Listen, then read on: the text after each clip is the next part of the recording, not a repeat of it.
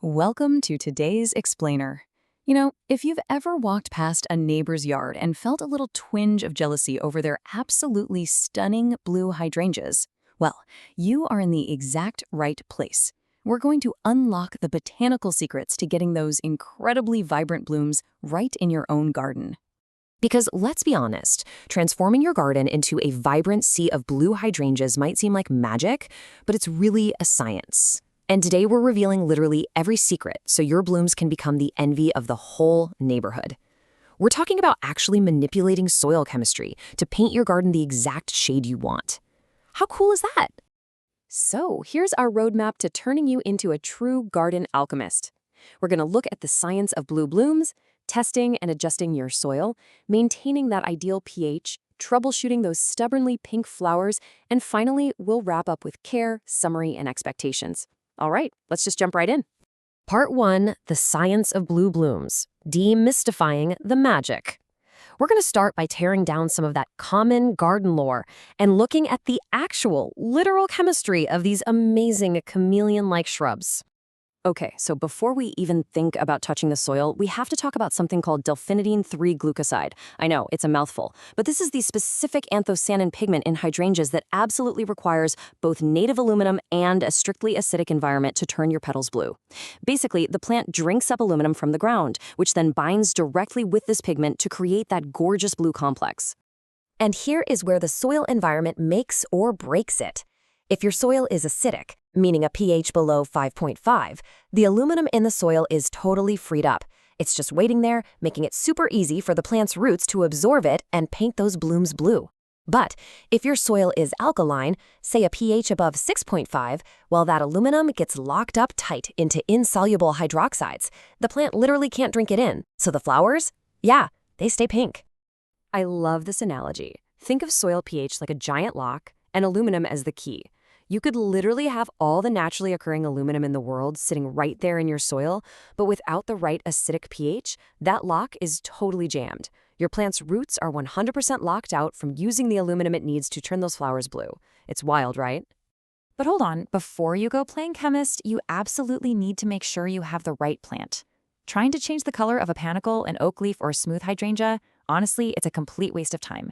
They're going to stay white, pale green, or maybe age to a red color, completely regardless of what you do to your soil.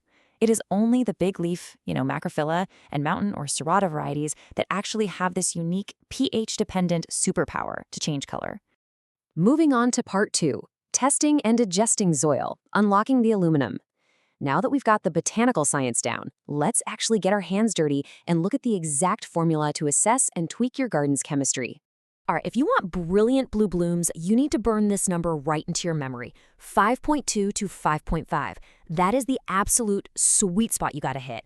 Now sure, below a pH of 6, aluminum does start to become soluble, but right there in that 5.2 to 5.5 pocket, that is where you get maximum availability for most garden soils. So obviously you always wanna start with a reliable soil test to figure out your exact baseline first.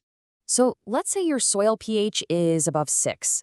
To fix that, you'll want to apply aluminum sulfate using 3 very specific steps. First, mix 1 tablespoon of aluminum sulfate per 1 gallon of water. Second, and this is absolutely crucial, you must thoroughly water the plant's soil first before you apply the solution.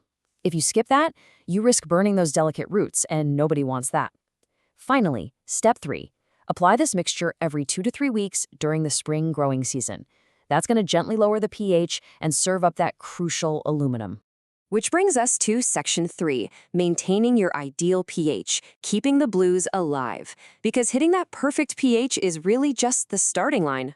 See, alkaline soil has this annoying tendency to naturally revert back over time. It's something called buffering capacity.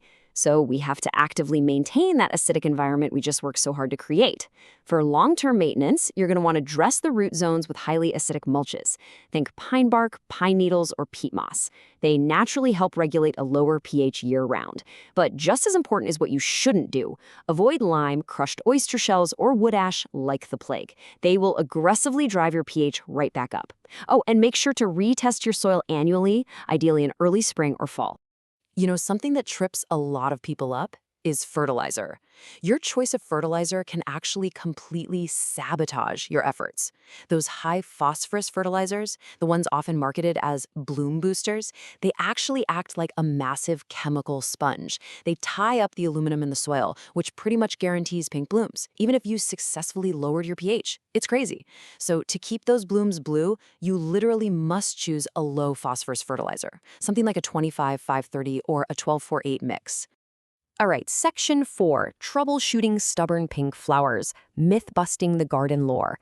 If you feel like you've been doing everything right and your hydrangeas are still stubbornly pink, well, it's time to bust some of those persistent gardening myths. Let's just rapidly swat away some of that terrible advice you constantly see floating around the internet. Rusty nails? Nope. They just add iron to the soil, which does 0 for blue flowers. Vinegar? It's way too weak and evaporates too quickly to sustain any real pH drop. Baking soda? Honestly, that's a base. It'll actually make your soil more alkaline and actively ruin your chances of getting blue blooms. And what about coffee grounds? They're fantastic for your compost pile, for sure, but they are just too mildly acidic to trigger the kind of major pH shifts we're talking about here. The whole rusty nail myth actually comes from people confusing iron with aluminum. It's a super common mix-up.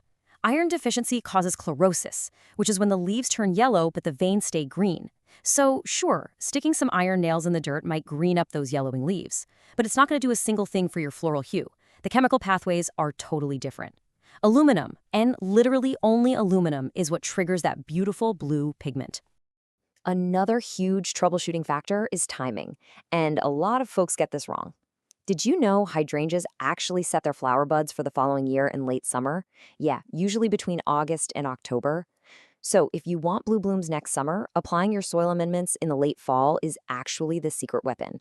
Doing it in the spring is definitely helpful, but it mostly just intensifies the blue you already have, rather than converting pink buds over. And finally, section 5, care, summary, and expectations. The long-term alchemist. Let's pull all of this fantastic chemistry together with just some good old-fashioned everyday hydrangea care. Because while you're out there playing mad scientist with your soil pH, we can't forget the horticultural basics, right? You've got to make sure your hydrangeas are getting that gentle morning sun, but protect them with some afternoon shade so they stay stress-free and blooming nicely. Keep the soil consistently moist, not soggy, but moist. A soaker hose is absolutely brilliant for deep, infrequent watering. And remember, whenever you're applying that aluminum sulfate solution, be super careful. Apply it directly to the soil and keep it completely off the leaves to avoid any nasty chemical burns. So let's bring it all home. If you want blue hydrangeas, just stick to these 4 actionable steps. 1. Verify you actually have a big leaf or mountain variety. 2. Test your soil to find out exactly where you're starting from. 3.